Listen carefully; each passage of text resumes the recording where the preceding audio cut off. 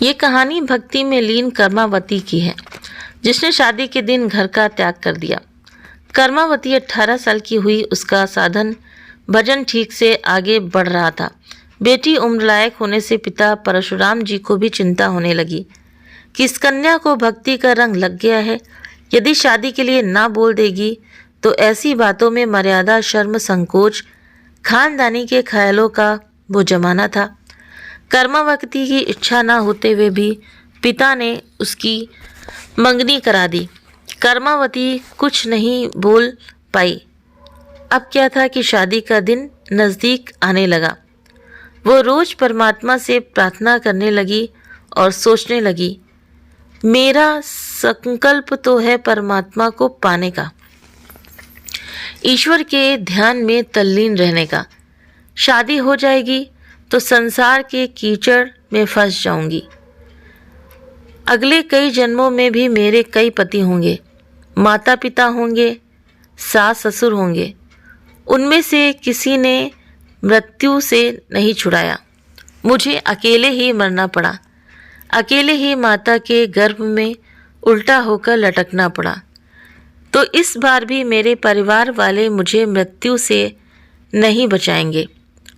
मृत्यु आकर जब मनुष्य को मार डालती है तब परिवार वाले सह लेते हैं, कुछ नहीं कर पाते, चुप हो जाते हैं। यदि मृत्यु से सदा के लिए पीछा छुड़ाने वाले ईश्वर के रास्ते पर चलते हैं तो कोई जाने नहीं देता।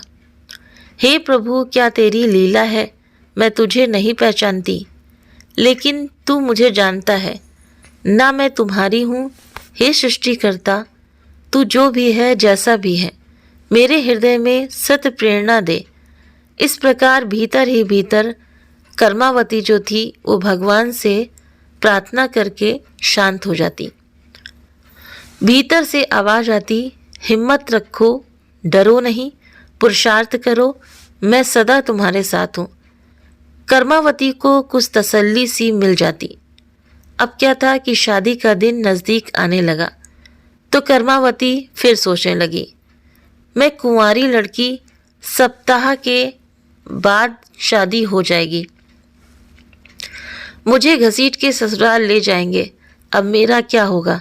ऐसा सोचकर जो कर्मावती थी वो बेचारी रो पड़ती। अपने पूजा के कमरे में रोते रोते प्रार्थना करती और वो आंसू बहाती।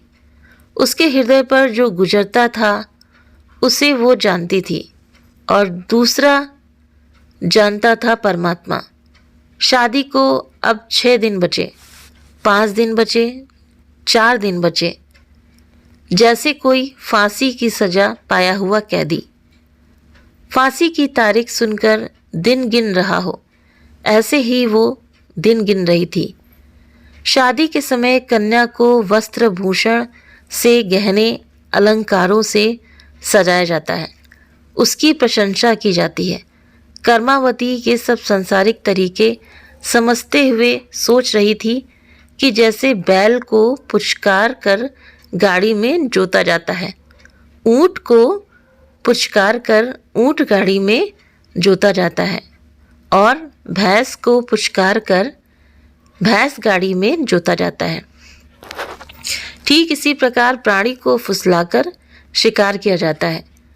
वैसे ही लोग मुझे पुचकार पुचकार कर अपना मनमाना मुझसे करवा लेंगे, मेरी जिंदगी से खेलेंगे। अब कर्मावती कहती है कि हे परमात्मा, हे प्रभु, जीवन इन संसारी पुतलों के लिए नहीं, तेरे लिए मिला है। हे नाथ, मेरा जीवन तेरे काम आ जाए, तेरी प्राप्ति में लग जाए। हे देव, हे दयालु, हे जीवनदाता। ऐसे पुकारते पुकारते कर्मावती नहीं रहती थी, ईश्वर की पुत्री हो जाती थी। जिस कमरे में बैठकर कर्मावती प्रभु के लिए रोया करती थी, आंसू बहाया करती थी, वो कमरा भी कितना पावन हो गया होगा। शादी के अब 3 दिन बचे थे, 2 दिन बचे थे। रात को नींद नहीं, दिन को चैन नहीं। रोते रोते कर्मावती की आंखें जो थीं वो लाल हो जाती थीं। माँ पुचकारती, भाभी दिलासा देती और भाई रिझाता, लेकिन कर्मावती समझती कि ये सारा पुचकार बैल को गाड़ी में जोतने के लिए है। ये सारा स्नेह यानी कि प्यार संसार के घट में उतारने के लिए है।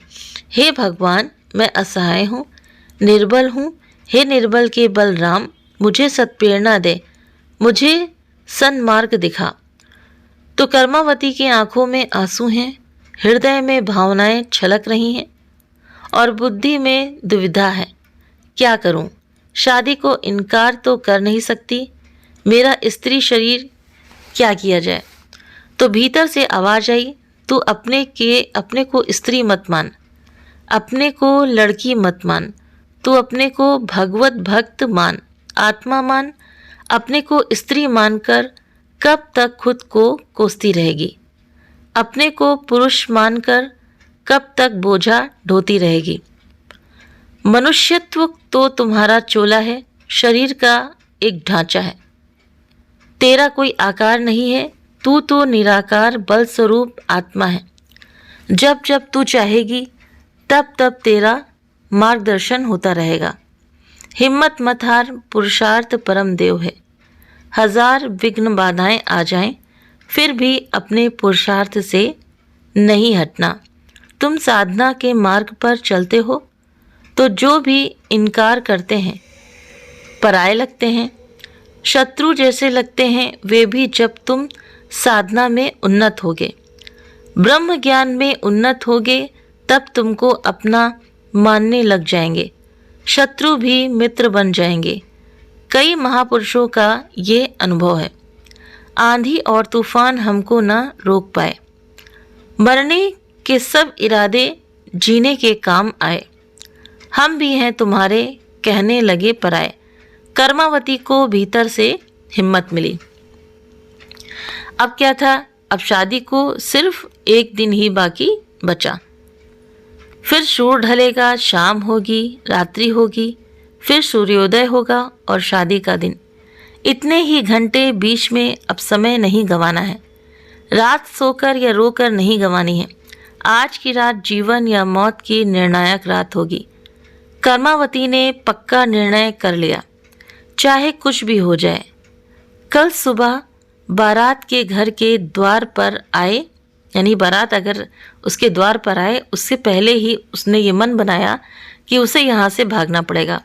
बस यही एक मार्ग है, यही आखिरी फैसला है। क्षण, मिनट और आधे घंटे बीत रहे थे। परिवार वाले लोग शादी की जोरदार तैयारियां कर रहे थे। कल सुबह बारात का सत्कार करना था, इसका इंतज़ाम हो रहा था।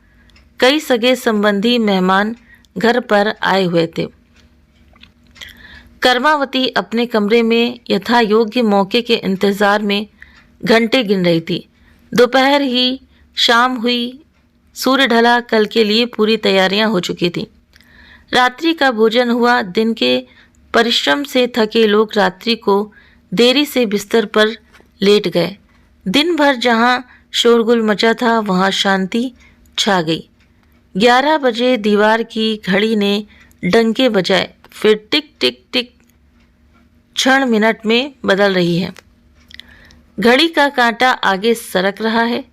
11:15 फिर रात्रि के नीरव वातावरण में घड़ी का एक डंका सुनाई पड़ा। टिक टिक 11:15, घड़ी आगे बढ़ी। 15 मिनट और बीते। 12 बजे घड़ी ने 12 डंके बजाना शुरू किया। कर्मावती गिनने लगी, 1 2 3 4 10 11 12। अब समय हो गया।